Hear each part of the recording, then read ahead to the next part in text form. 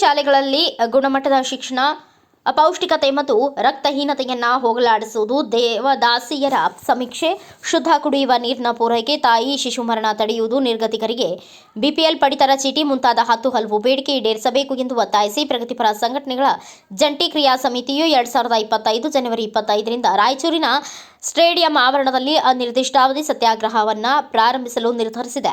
20,000ಕ್ಕೂ ಹೆಚ್ಚು ಕಾರ್ಮಿಕರು, ಮುಖ್ಯವಾಗಿ ಮಹಿಳೆಯರು ಭಾಗವಹಿಸುವ ನಿರೀಕ್ಷೆ ಇದೆ ಎಂದು ಸಂಘಟನೆಯ ಮುಖ್ಯಸ್ಥರು ತಿಳಿಸಿದ್ದಾರೆ.